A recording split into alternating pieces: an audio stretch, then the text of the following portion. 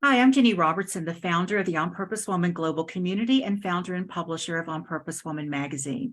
I'm here to share the speaker portion of our Connections Over Coffee gathering of the On Purpose Woman Global Community.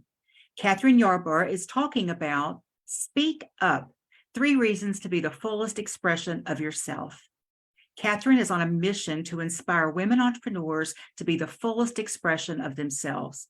She's a vibrant speaker coach and a manifesting clients mentor. If you want to be an engaging, dynamic, and impactful speaker who attracts great clients, Kathryn is the person to talk to. Kathryn, you are on. Thank you, Jenny. It is, of course, delightful to be here. And as we get started, I invite you to think about what does being the fullest expression of yourself look like and feel like for you. I'm going to ask that question again because I want you to think about it. And in a few minutes, I would love to hear from 1 or 2 people your answer, but I'm going to share my answer in just a minute. So the question is, again, think about this.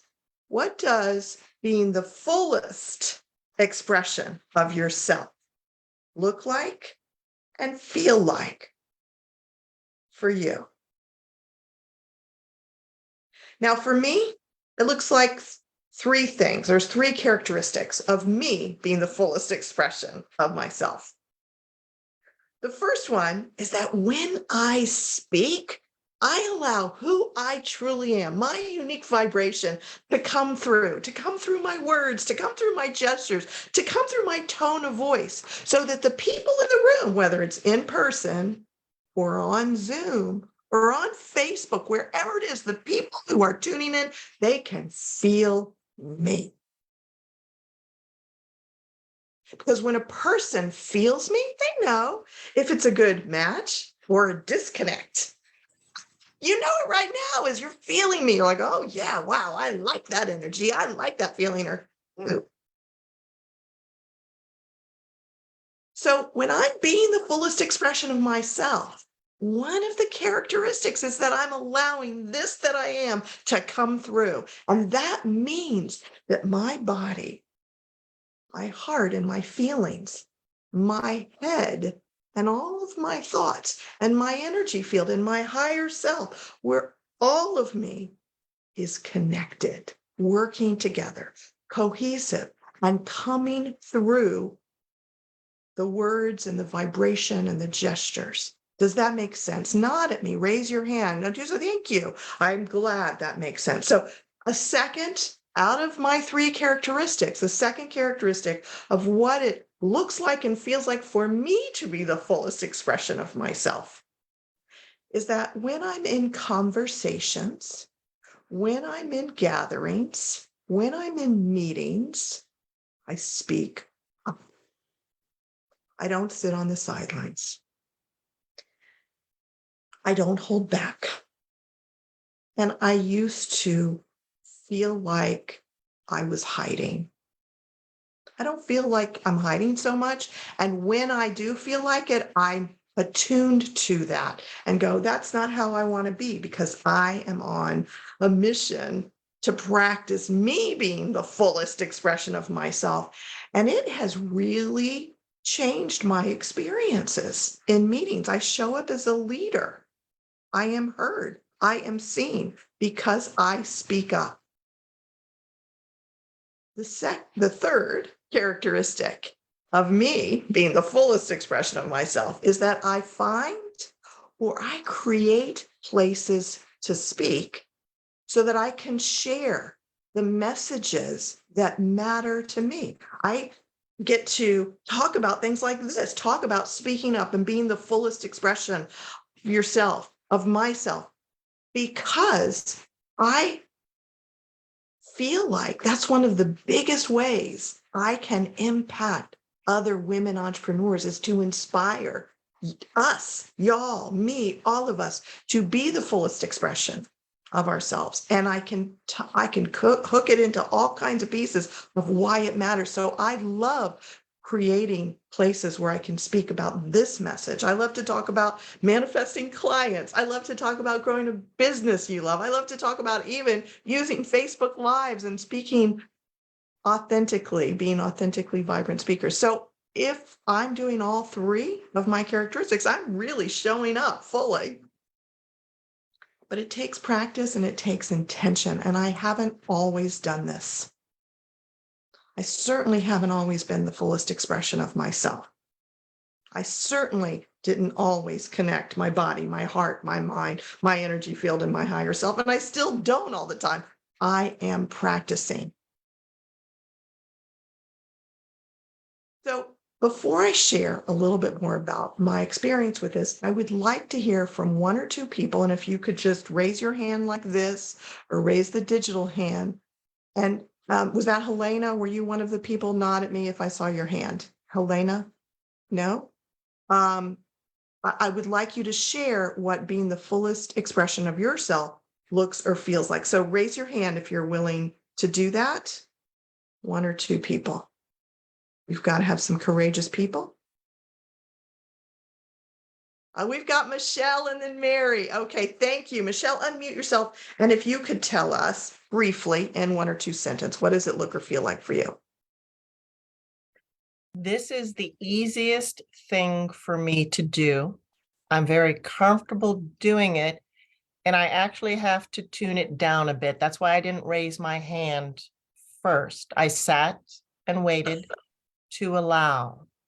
You all are amazing. This is the time to actualize. And I think that's 3 sentences. Thank you for the opportunity, Kathryn.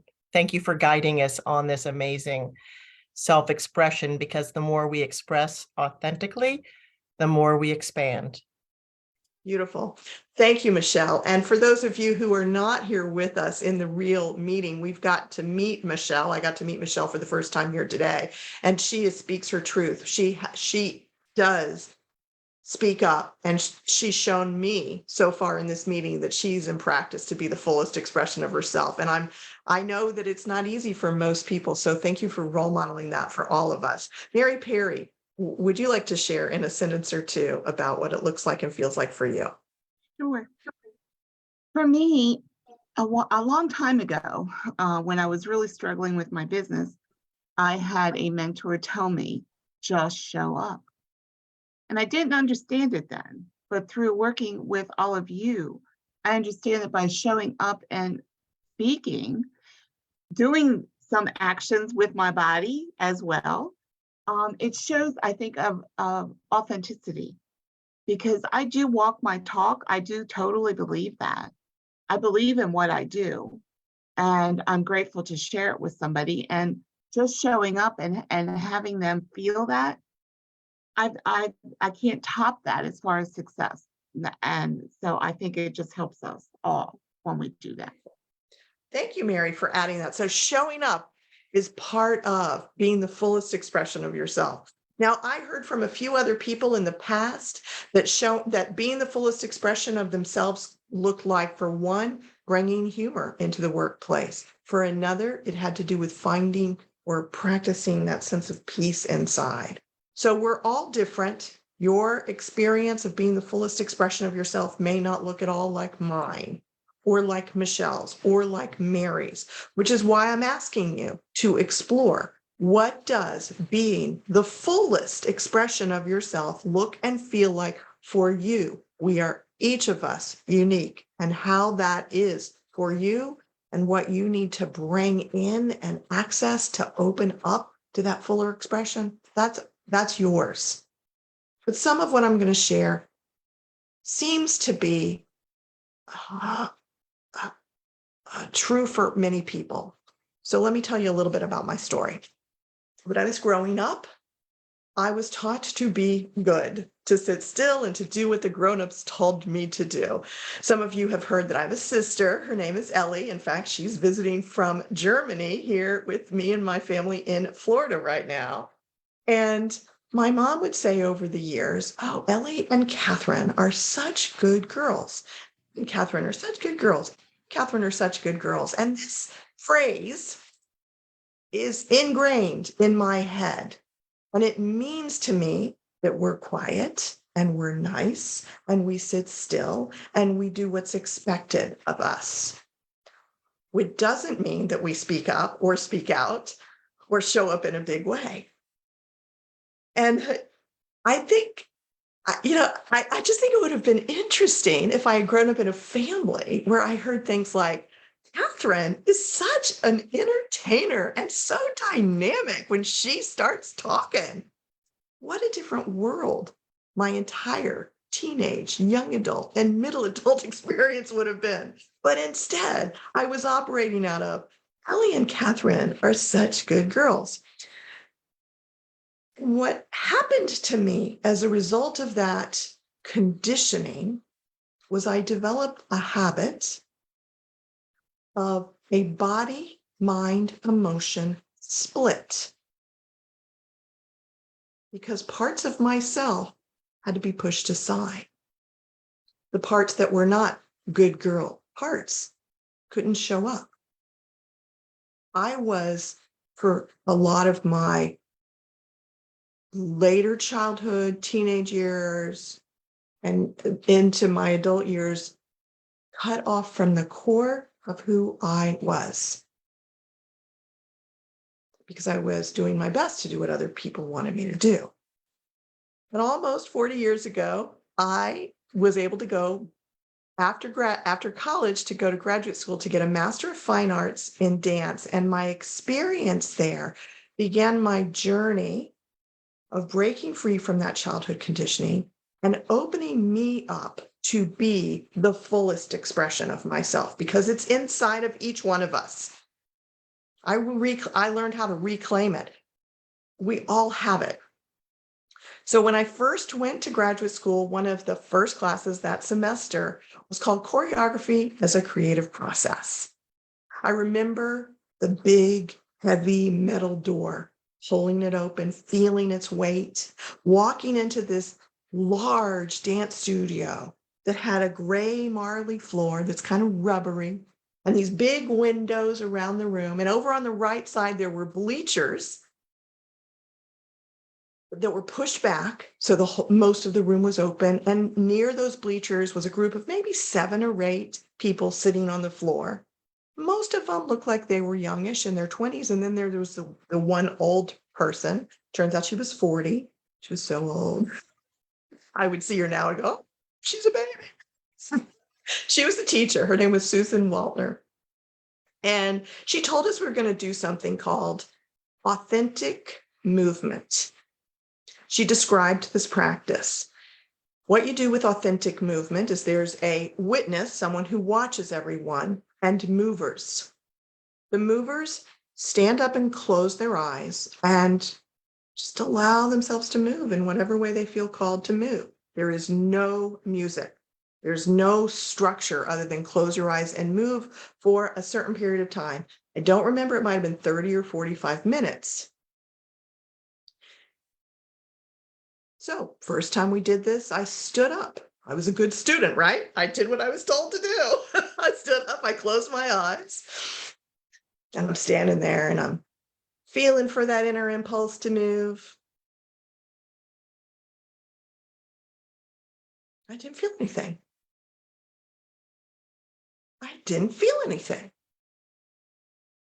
I finally sat down at one point, and then I lay down.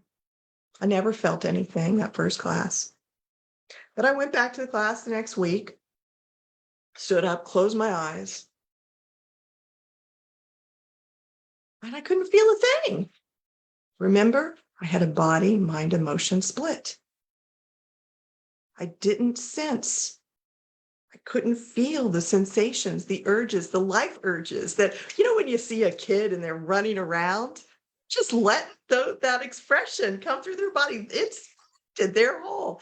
They're so beautiful. I love children, young children who have not been conditioned yet, and as they allow themselves to express themselves.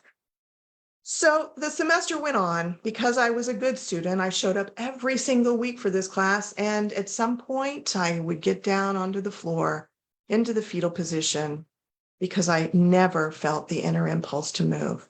I cried. I felt alone. I was a little concerned I might not get a good grade for the class because I didn't know what the heck I was doing. So over the next 2 years, I had the experience of being in classes where there was more improvisational structure. I got to move fast, and I was told to move slow. I got to do big movements and small movements.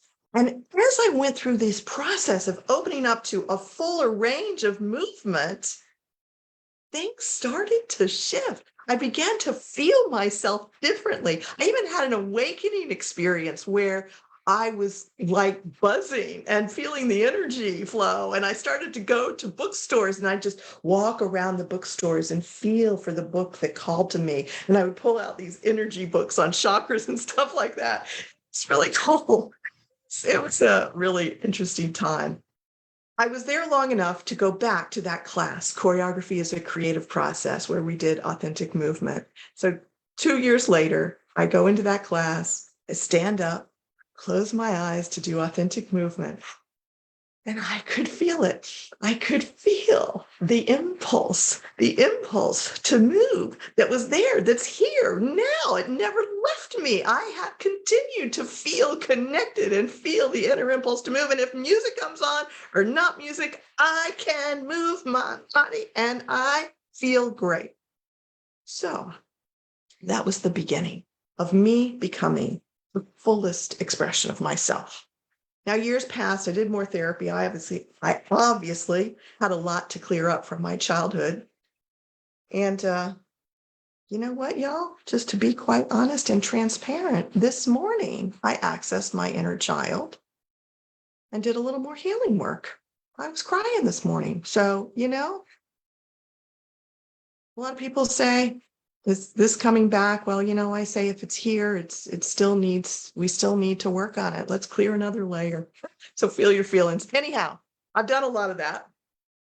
And about 5.5 years ago, I felt called to develop my skills as a speaker. And I went to a workshop and I started Toastmasters, which is an organization, if you're not aware of it, where people get to practice and develop their skills as a speaker. And I discovered that I had some natural ability, especially to use nonverbals when I speak. I could use gestures. My body moved when I said over here or over there or this one or that one. I just went from here to here. Someone said, oh, that's an advanced skill. And I thought, ooh, I'm special.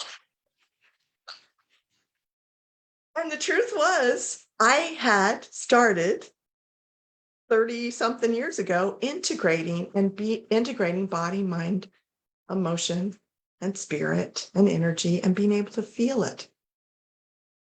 So I realized maybe after about a year or so that my ability to be authentically vibrant was because of that experience in graduate school.